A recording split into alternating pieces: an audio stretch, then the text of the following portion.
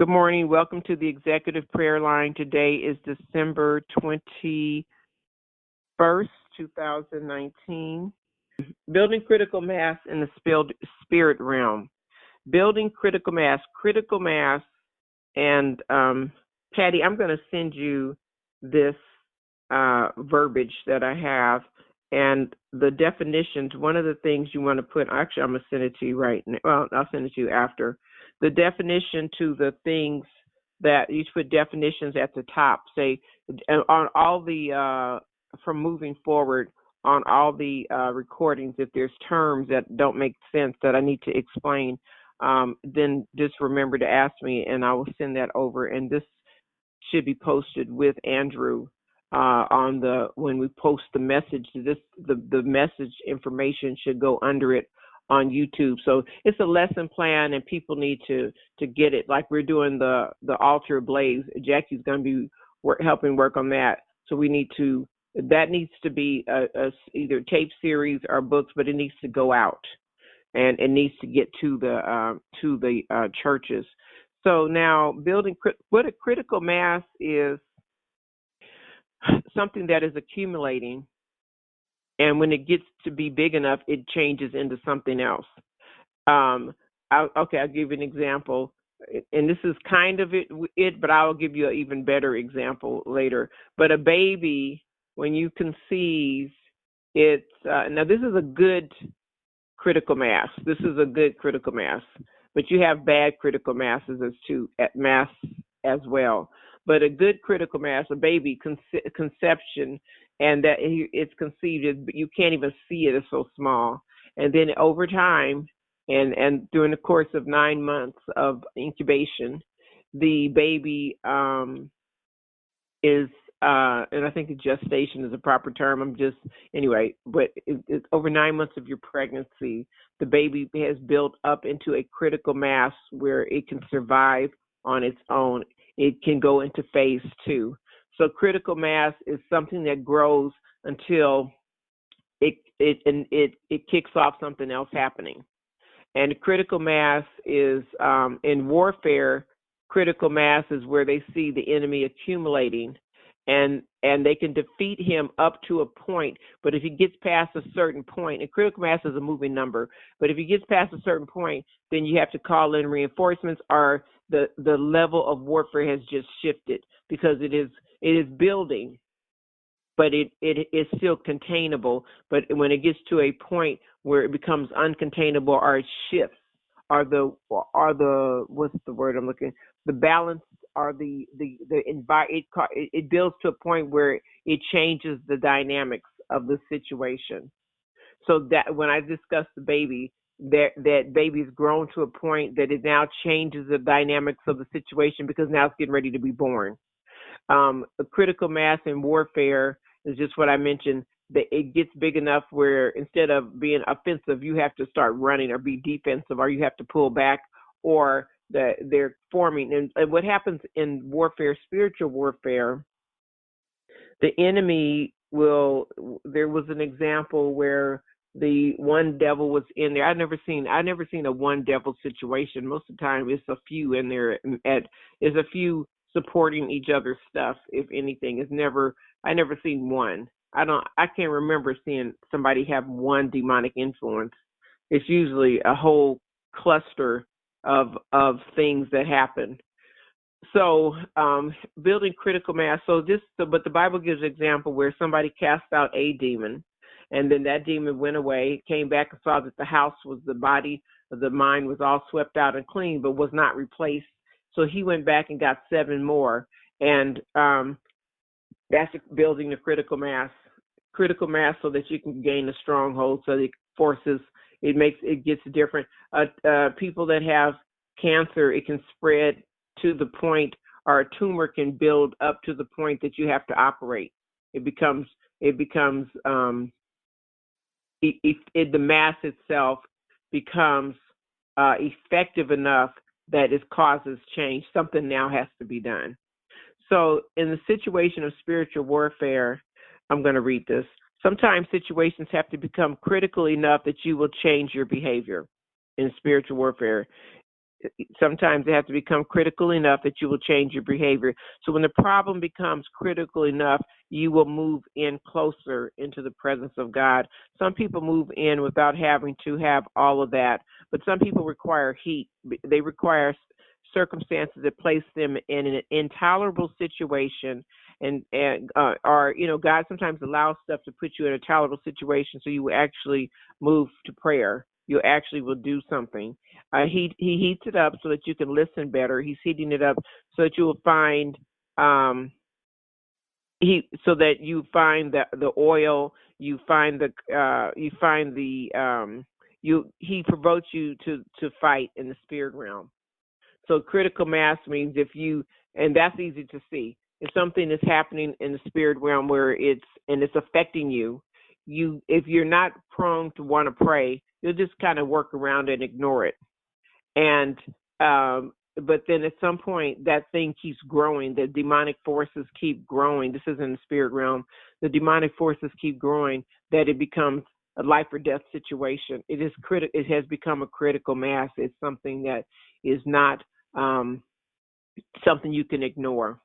And when you hear me talking about warfare, I always say, catch it from afar off. Don't let it come up into your backyard, and don't let it come all the way in. And there are phases in warfare. So you can say you can break down something, and you can break down something that's really, depending on what you're fighting, you can break down something that's really dangerous and stop that. You still have something to fight. It's just not life or death like tomorrow, but it's still something that is not. The person needs to break. You have to just pray out the next phase of behavior so that you can get over into so that they can actually make a change. The goal is to get until they're saved and in the presence of God. It's still not safe. So you can get out of the hot, heated war zone, but you need to still back up and get them all the way into the presence of God, because they're not safe until they're all the way in. Not just good enough, okay, they stopped doing this or they stopped doing that, or they have left those friends alone, or they've stopped whatever it is that they're doing. That's not enough.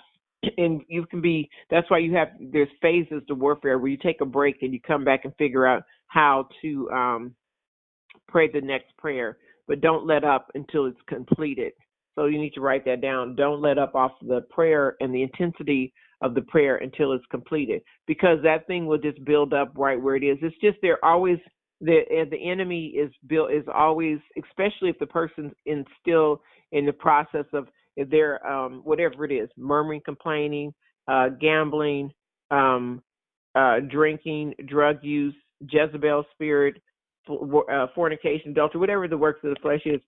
Until they're out of that, it's still important. It's still life threatening. It's not as that's a good example. It's not as life threatening. When you're talking to the doctor about a patient, you have triage where you're just trying to keep them alive. That's the super critical when you're just trying to keep them alive. But after they stabilize them, then they're starting a process. There's things that they do. I'm trying to see if I can example. If somebody's rushing in on the brink of death, the first thing they try to do is bring them back to life or keep them alive. So stabilize everything, stop the bleeding, stop the hemorrhaging, get the blood pressure back up or down wherever it needs to be. Make sure that there's no toxins or they're not poison, and then they look for infection. There's a whole bunch of lists of things they do to stabilize this complex, miraculous thing called your body. And they try to keep the person awake. They're talking to them, but this is a very special, high adrenaline job as an emergency room doctor, but they're good at it. And they understand that what they're doing is a puzzle of how to keep the patient alive. And then they stabilize them. And then they find out how we're going to get them back to health. But they pull them out from the brink of death, meaning they're not going to die in the next 5 minutes. We've done this other work. Possibly it's a good chance they won't die in the next 24 hours. Okay, keep going. It's a good chance they'll stay alive if nothing else happens for whatever. And then at some point in time, they can comfortably say they're on the road to recovery. Well, as a saint of God, you have to get them all the way into the presence of God, accepting the Lord, denouncing any demonic spirits. Now, people may not say that out of their mouth, but they'll say it, and by the fact that they accepted the Lord, that automatically means the demons have to go. They may not know to say all these things, all this terminology that we put on it, but these some things happen altogether. So in the process of praying for a event or a process or a person, in the process for praying for someone to be delivered, you have to identify what's happening in the spirit realm and be really on top of it. Okay, so I said all that to say, hold on, let me pull this up. I said all that to say that when you're praying, you are attached to the thing. You maybe I don't know how attached, depending who it is, but you are attached to the thing that you're praying for. And for some reason, I do know why the Lord has you attached to a thing, because the kind of warfare that deliverance can require, or to pull something all the way in, you would not. It's one thing to pray for somebody and leave the hospital room, go home and pick up your own life and do, because technically you did the prayer, pat them on the head, see you later, bye, you're done. You can still pray for them, but you're not engaged. If you are related, if that's your child or your husband that's in that bed, it's not like that. You are attached. And you pray a whole different kind of prayer, because you're praying from your heart, but you're also praying because you are in, even though they're in the bed, a part of you is in there with them. And I don't know if that makes sense, but a part of you is in the situation that a loved one is in. You have the experience with them. So you pray a whole different level of prayer. And sometimes if it's going to be a serious fight, God will attach you to the person. He surely will. Sometimes people are married and their husband is their assignment. For real, their husband is their prayer assignment, and that is one-on-one. And you instead of you're not trying to save the world, you're not out saving everybody on the block. Your ministry is right up in that house. Whatever your address is, your ministry is right up there, and you will be working on that thing for a minute. And everybody in the house, changing the dynamics of changing, and what you are doing when you're praying like that on those intense, tightly strung situations. You're praying to break up the critical mass, to break up the demonic strongholds. That's where things have come together and create a stronghold is a critical mass. It's something that you have to weaken. It's something you have to break down in the spirit realm, pray for, and call it out, and break down and call it out. And then as you are calling it out, you need to intensely take shots at it in the spirit realm. Really pray, call it out and break it down, and it is dissolving. And part of the way you call it out by come out, and then you make proclamations as to what it is. I see you talk about it. I see it breaking down. I see it, and see the Lord is. He puts you on some long term. Like I can tell you, when you're talking, or if you, this is a sidebar situation. You can be sitting in church or sitting somewhere listening on one message, and then the Lord will come interject an answer or some information on a second situation you had prayed about. He just delivers the answer.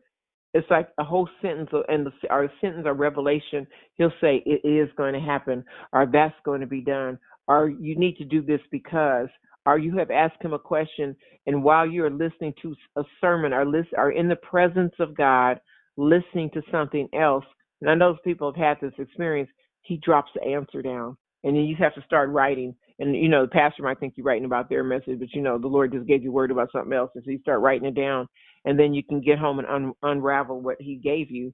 But sitting in his presence, he'll give you information while you're yet looking at another information. So many times when I've been sitting, when I was in school, and that's something too that I don't know what it is, but I was in school, I would be sitting in the classroom and I would get an invention while the lecture is going on. Something would just drop in my brain, and I would have to start writing it down. And I'm listening, so I'm taking two sets of notes: what the man is talking about, or woman's talking about, and what's coming in. Why your brain releases when you flip the channels or something like that, I have no idea. But in the spirit realm, God will release information to you while you're in his presence, being still and not talking. So be still and listen, because be still, when he says be still, that also means stop talking and stop being on output and be on input.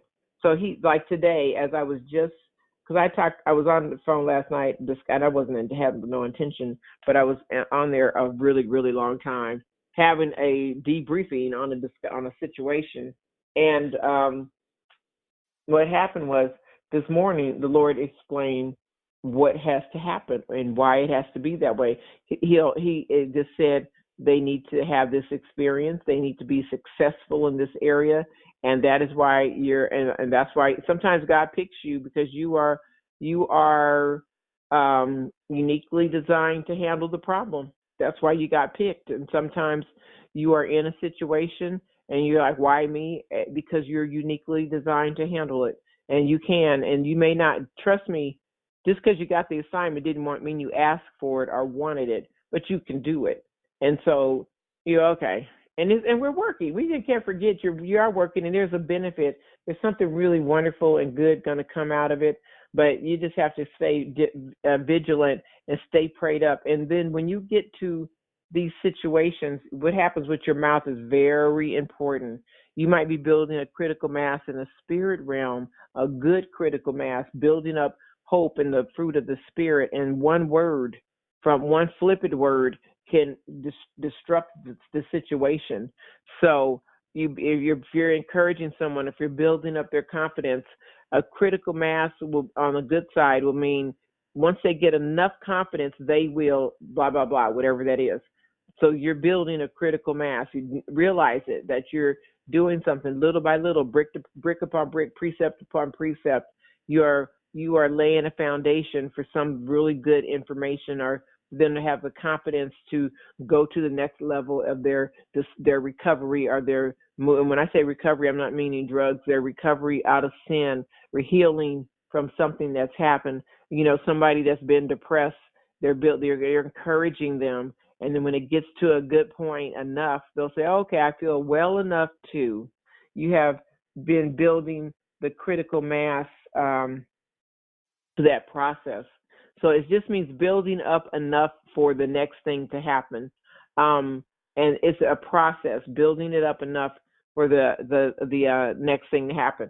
Okay, so in this situation, there were, when you're doing, we're going to split back over to the fruit of the Spirit and talking about building a critical mass on that and what happened in these situations. Okay, the scriptures that I have, oh my goodness, I didn't even give you guys your scriptures. I'm sorry. So Lori, Patty, and Jackie, I'm going to tell you what your scriptures are now. Lori, yours is Romans chapter 4, verses 16 through 22. Romans chapter 4, verses 16 through 22. Patty, yours is Luke chapter 8, verses 41 through 50. Luke chapter 8, verses 41, through 50. And Jackie, yours is Luke chapter 8, verses 50 through 56. Luke chapter 8, verses 50 through 51, through 56. Hold on. Well, you first had, okay, I'm sorry. Correction. Patty, yours is Luke chapter 8, verses 41 through 48. Luke chapter 8, verses 41 through 48. And then Jackie, yours is Luke chapter 8, verses 49 through 56. Luke chapter 8, verses 49 through 56. Okay. Mother Thea, do you have one for me? This is Wanda. Wanda, yes. Okay, Wanda. I'm going to give you some of Jackie's. So Wanda, hold on. Let me put you on here. Okay, so recapping one more time. Patty, yours is Luke chapter 8, verses 41 through 45. Jackie, yours is Luke chapter 8, verses 46 through 49. 1 second. No, excuse me. 46 through 51 is Jackie. And then Wanda, you had 52 through 56. Luke chapter 8, verses 52 through 56. Now, that's it. If that's what it is. You guys have the second set. Luke chapter 8 is two miracles on top of each other. There are two. What you're watching and reading is two miracles intertwined with each other. And I'll explain what the critical mass is there. And then the first one, I think, is the lady that had was touching Jesus and pulled the anointing.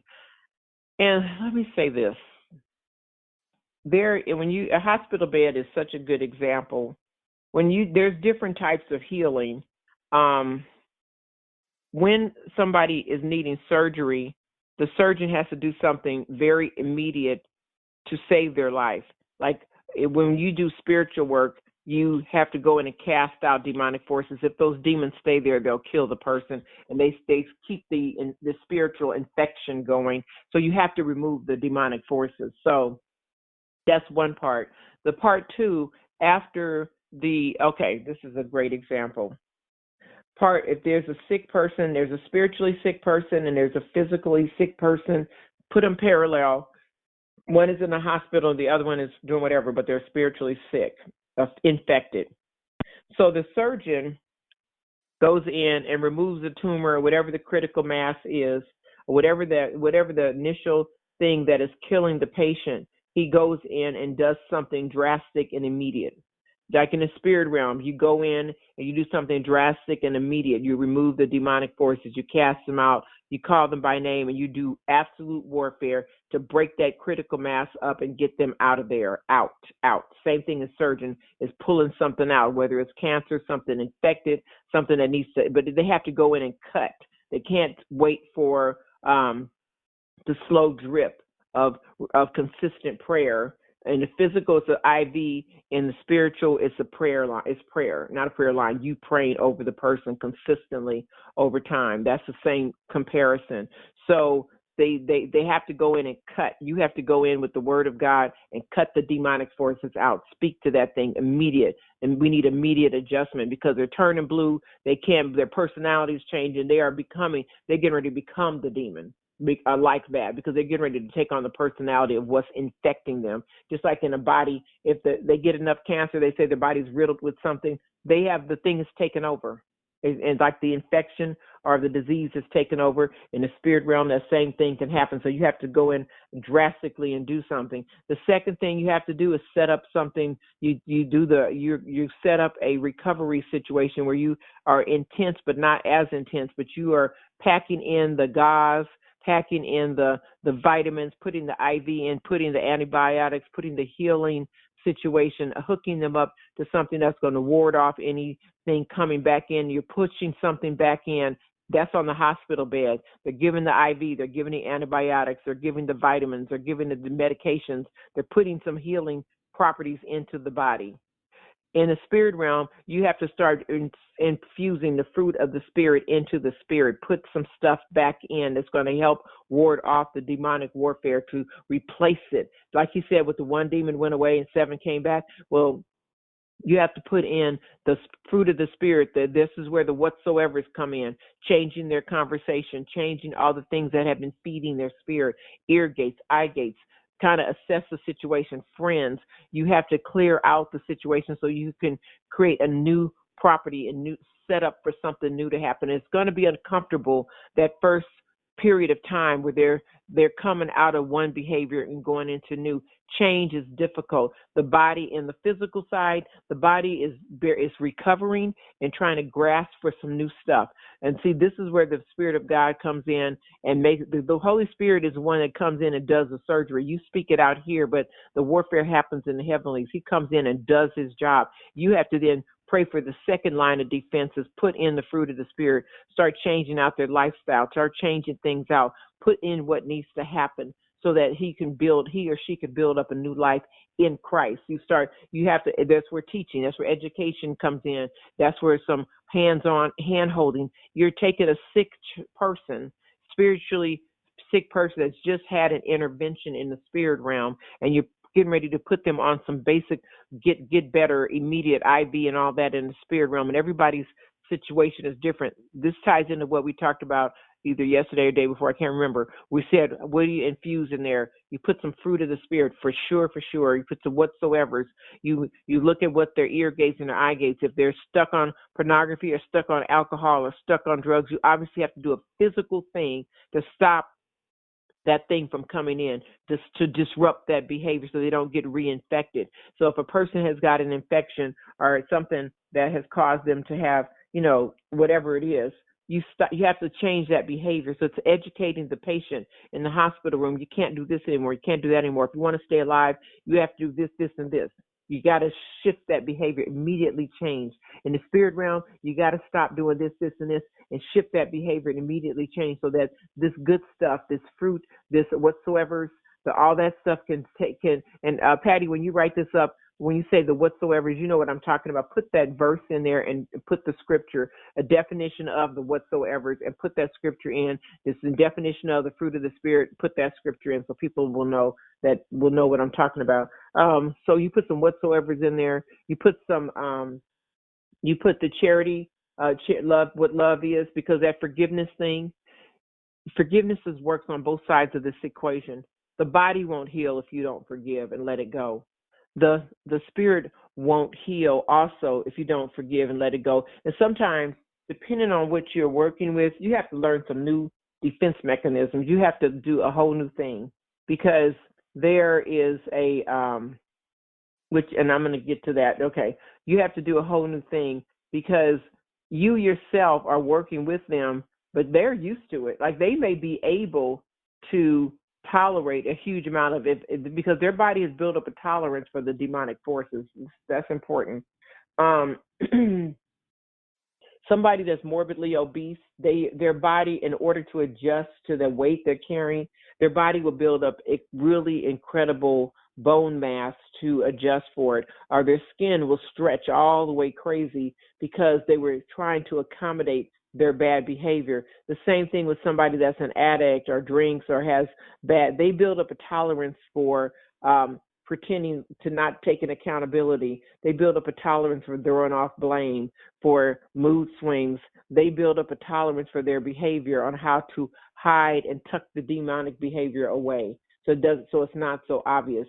They know how to hide things. They know how to function in the dysfunction. If you have those, to pay attention, because people build up a tolerance for, and so they'll think they're doing a whole lot better, but they're not anywhere near where they need to be, but they're better than they were. So there's this process of healing that needs to happen. So you need to know what you're looking at.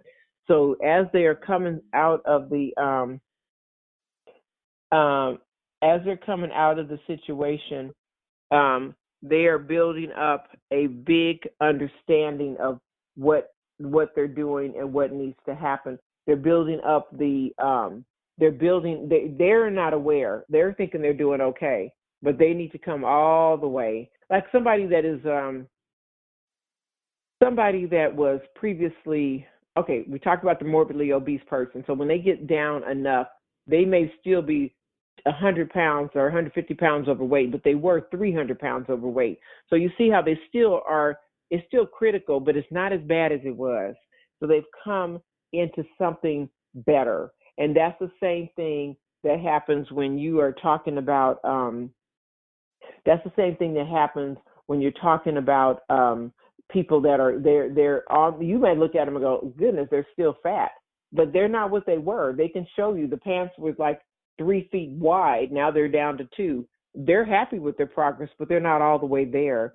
So that happens with the people that are in the hospital. They may look still to you like, oh my God, but the doctor, the person recognizes the progress. The same thing if you're praying over a project, an individual, they've made significant progress. They're just not where you see, they're just not all the way there, but you can tell they've come in quite a way. They've made a really big progress. So that is really important, that it's a process, and you are doing the emergency stuff, then you're packing in the gauze and the healing properties and changing the behavior, and then that behavior is building up, and you're keeping them encouraged and keeping them stimulated, keep move forward, and you're praying, and the Spirit of God is doing a work in them. It's very important for people to fall madly in love with Jesus. It's the thing that gives them the strength to keep going. Just like a patient has to have a reason to get better. Why am I fighting to get better? Because they have wives, they have kids, they have this, they have a reason to push through the agony of the recovery. And that's the same thing in the spirit realm. There has to be a reason for them to push through and to get better. And that's why the love part is so important. You just can't do it enough. It is ever so important to very carefully make it a project and make it an intentional thing to love someone, because they are a lot of times, and that's different than just the okie doke. It's a hard love. It's a love that where a person goes, just leave me. I don't want to go. I don't want to try to walk all the way from the wilderness into the promised land. You go, I'm not going to leave you. I will work with you. I'll walk with you. However, pace yourself, and you pace yourself with them. A lot of times when I say it's an assignment, you pace yourself with the person, and you walk at their pace, and you're encouraging them the whole time, and they're taking a baby step. You don't really know how difficult it is to you align yourself up with that situation and see how hard it is for them to come out of whatever it is that they're doing. You build an appreciation and an affinity. If somebody is on drugs or drinking, some people have immediate deliverance. If they're gambling, some people have immediate deliverance. If they just are mean and plain evil, but they've been evil for 20 years or 30 years, that's part of their DNA. That's part of their makeup. You gotta, if they're coming out of that, you gotta give God time, and you have to give them time and let that it'll walk its way out. And I don't, you have invested in the situation. That's why God assigns people to people. Somebody got to go get them. Everybody's not going to have enough sense when you open the front door to heaven and say, everybody wants to go to heaven, it's this way. Some people are invested in their evilness. You need to write that down. Some people are invested in their evilness. They've had a degree of success. It works. All the tools and the things that they need. They were, if they were a professional bank robber, I'm just giving an example, a professional gambler, a professional liar. They have lies that they're invested in. They can't undo the lie because they have been committed to that stuff. Some people have stuff they've been lying about for years. They'd have to come clean if they were going to start telling the truth. So some people are invested in their evilness, and so you have to give that time. They have to be willing to come out from among them, come out from that stuff. They have been, especially old criminals or old people that's been doing whatever that is that they've been doing. That movie Ebenezer Scrooge, he was invested in evil. He was invested in his meanness. Something hurt him a long time ago, and he was highly invested. He had built up friends and relationships around being evil. He had started maneuvering around people being evil. He thought it was a strength to be evil. The meaner he could get, the more that he felt better about it. That's what he was invested in, participating with the demonic. So you have to realize the human beings sometimes get used to the evilness and they just stick with it. And that has to be broken up. And that has to be a trust factor. It's okay to not be an evil, crazy person. It's okay. You can come out from that and be a kind-hearted, loving person. It may take some time, and that's why, oh God, Lord Jesus, that's why sometimes you see sweet people with crazy evil people.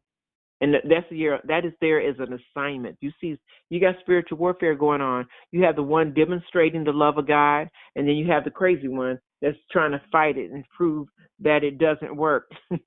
So somebody, okay. So it's proving that it doesn't work. So you have to realize how, yes, that's me. A lot of people are now, like for me, that's me too. So I'm gonna use myself as an example. Somebody else will say, I know who it is, but for me, I'm a really nice person, and I'm really good at loving people.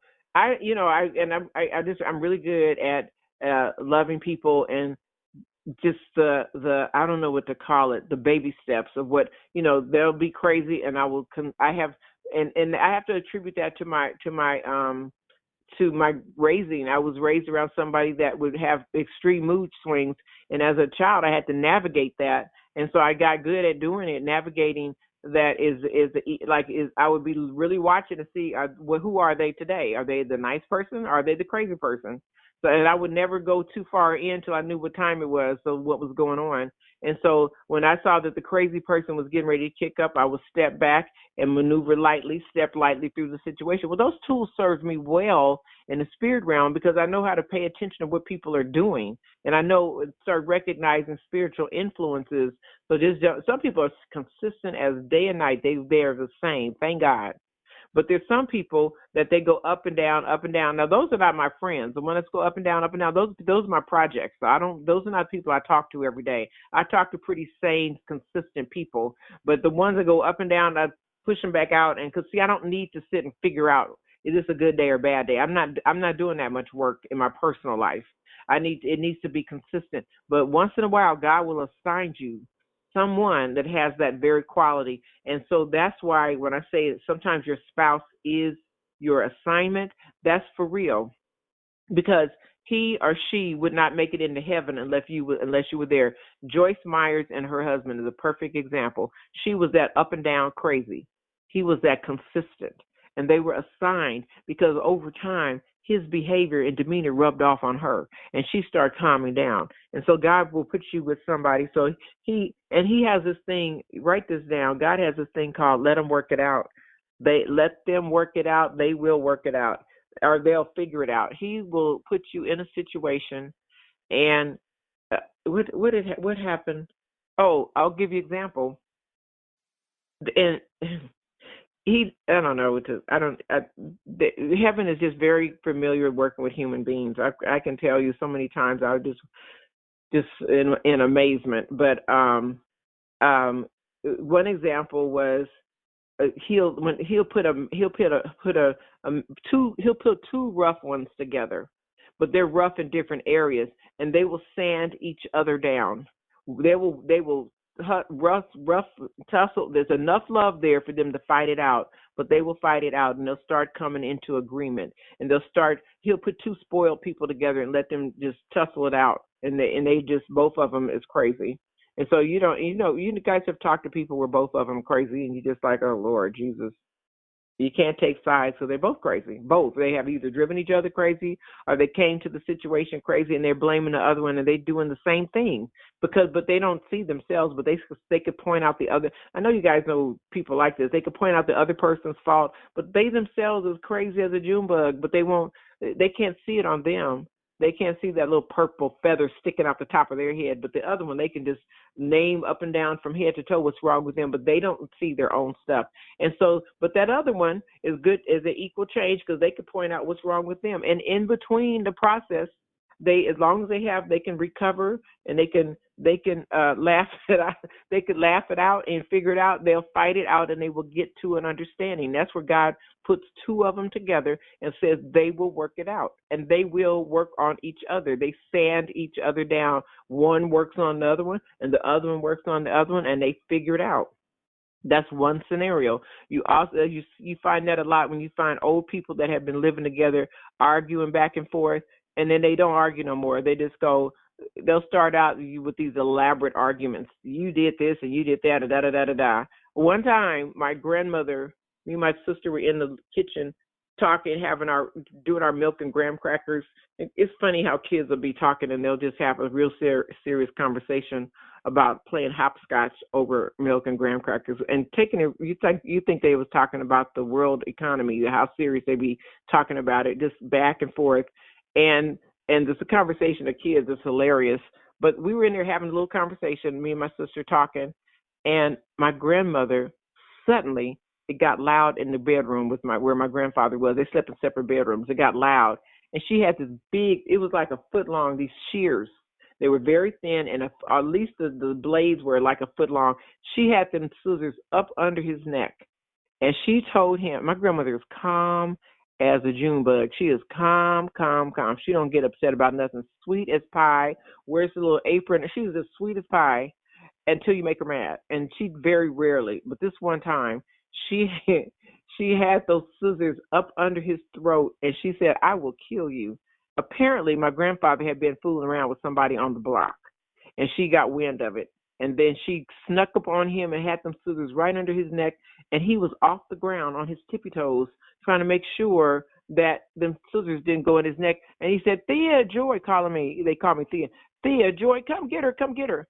And we had to leap out of we had to go into superhero status. We had to leap out the the kitchen, and run in there and pull my grandmother off my grandfather, because she was going to kill him. She really was. She told him. And she had such intensity. That hand, she had intensity in that.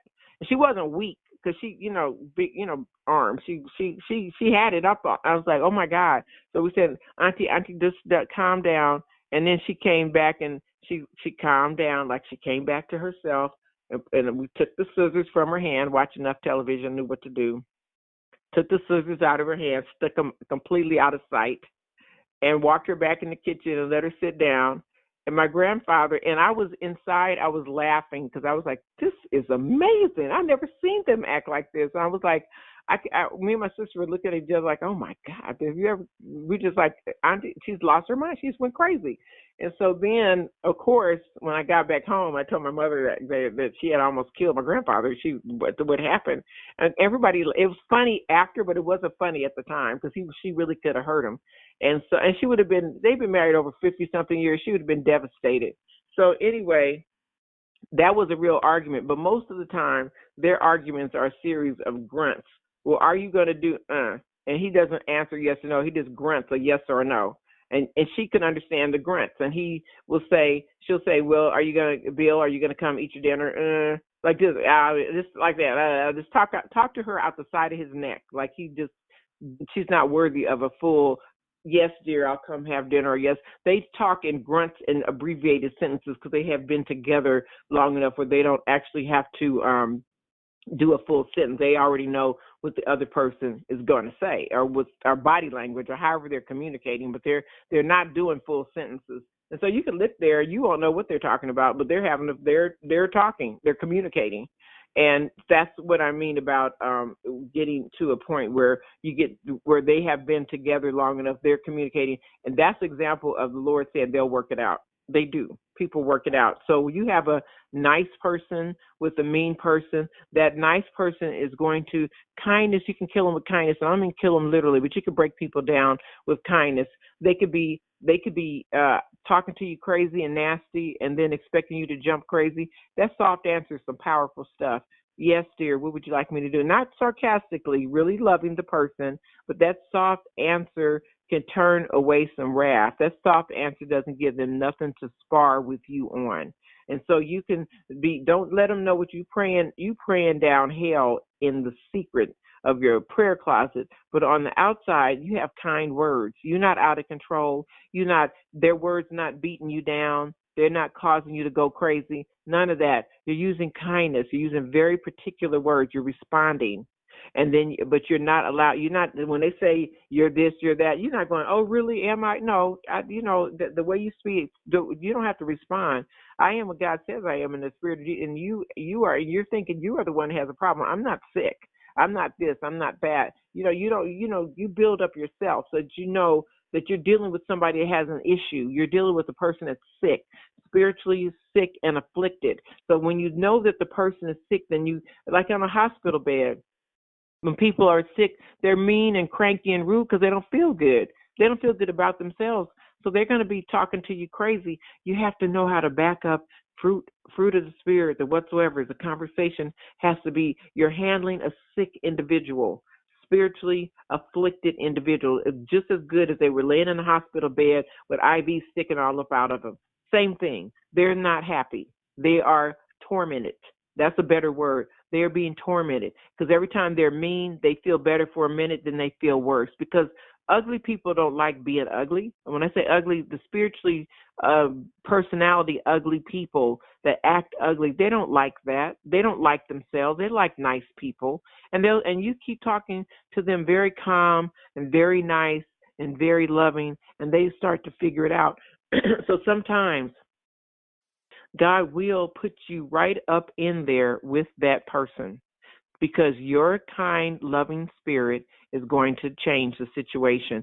Not overnight, but you be strong. You can be very, very strong and very, very kind and very, very loving. It does not mean you're weak. Strength, love is love. Gentleness is a seriously, gentleness and humility is a serious strength because it's something that is counterintuitive to the flesh.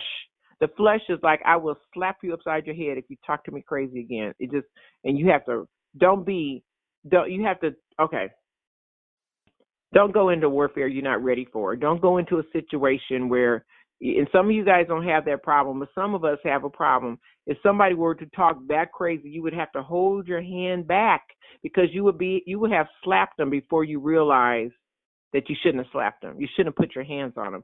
You will, if you've ever grabbed a child by their collar and picked them up off the ground, that thing happens real fast. You're not thinking, I'm going to grab their collar and pick them up and shake the stink off of them. You grab them and pick them up, and by the time, next thing you know, you guys eyeball to eyeball, and you don't even remember grabbing them. That's how fast it can happen. I'm not saying do that. Don't do that. I'm saying that you have to be prepared. You gird yourself up in kindness. Be prepared. I'm going to be nice. I'm not going to say the Lord is going to take over my tongue. He's going to have control of my countenance, and I'm not going to slap him. I'm going to say something nice. I am going to operate in the spirit and the fruit of the spirit. And you just read that fruit, you eat that fruit, you be that fruit, and God will start performing a miracle because he knows how hard, he knows what you're doing. So you use the fruit of the spirit, you use the fruit of the spirit, and you work on it. That is such an antibiotic to the enemy. The fruit of the spirit and the whatsoever, the enemy can't tolerate that. And you just keep being the loving, wonderful person. Keep being loving. That doesn't mean be a wimp. That you can articulate them, engage them, talk to them, and you're not preaching at them, but it's a technique, and it's different for every person. So that's really important. But that hospital scenario is exactly how it happens. Just like it happens in a patient on a hospital gurney, on a patient on a hospital bed. Excuse me. And that's how it happens in the physical. Now, the part about they will work it out. God will he'll put a kind person with a mean person to work it out. That one's going to rub off on the other. And then sometimes the kind person's going to rub off on the mean, crazy one. And sometimes he'll put two meanies together, but they're just snapping. But he'll put them together because they will wear each other down. And then sometimes, like when we started the prayer line, this I promise you, and the Lord just waited for me to find it because sometimes He's very patient. I had to pick the number. It was 310-971-9718. I kid you not. And I was sitting there going, okay, we'll use that one because it's a pattern that's easy to remember. And then, so we were in end of August or somewhere, end of August. I'm going, what day should we start it? And this is God. This is how patient He is. He just let me sit there, and I was like, what day should we start this prayer line? I'm looking at 971-9718, but it doesn't hit me. I'm sitting there, let me see, and I go 9797. Oh, that's when we're doing. And He's like, it was designed like that, but I hadn't caught up to it. And He just let me sit there and look at it, and she'll find it in a minute. Just wait. The little clock is going. She'll find it. I mean, that's how they act. They know we're slow. So I finally figured it out. I sat there and I literally was looking at it, but the two things didn't come together. The piece of the left side and the right side didn't connect. So I was like, oh, 997, and I had discovered it. It had been sitting there. He had been waiting for me to look at it, waiting for me to get it. And I just I literally just sat there and looked at it, watched television, came back, looked at what day are we going to start? And it took a minute. And then I would start laughing. I was like, he literally had it sitting there, had me looking at it until I figured it out. That, we'll start it on September 7th, 2018. That's a miracle. Oh, my God. So anyway, that's the same thing when I told you I had a headache. I was going on my walk and I had a headache. And I heard somebody say, pray for yourself. Like I was saying, I got to get Tylenol. I don't know where I'm going to go buy the Tylenol. I got to find, this is what I kept saying when I was getting ready to walk. And it said, pray. And I could literally hear something yell, pray for yourself. And then after that, I was like, How like almost like how much longer do I have to be with this? What is wrong? Like the stupid like that's the reaction I was hearing in the pray for yourself. And I was like, oh yeah, I could put my hands on my own head. I'll do it. It was funny, but they know we're slow.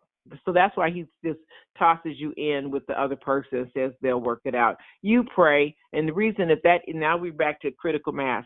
If that other person is crazy enough, you will start praying over them because you don't want it to get no worse, and you have the tools. And sometimes the way he gets you off the dime and gets you to start praying for the other person is to agitate you to the point you start fighting.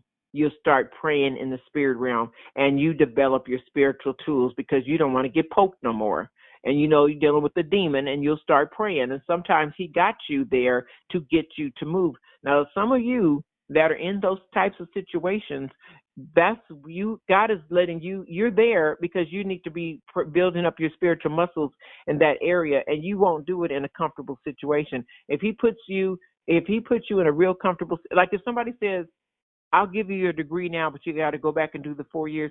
Honest and truly, who would really go back and do all the 4 years and pass all the tests? You do the work because you want the degree. If they gave you the degree, you may not never go back and do the work. So you're going to do the work to learn your spiritual tools. Otherwise, you would never go back and do it. So that's why that's what's called critical mass.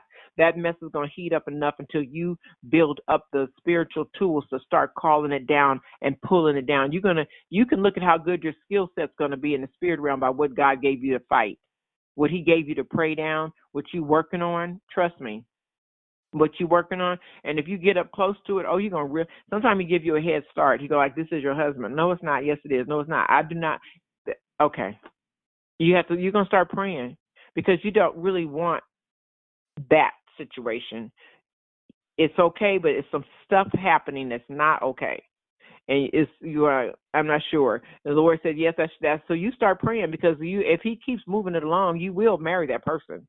And then you're like, oh, okay, well, you start praying now. If you pray now, pray often, pray for your kids, spouses, pray often, start praying about everything. Because if you don't, that he'll let the devil it'll get bigger, and then you will pray because you won't have no other choice. So that's what we call critical mass.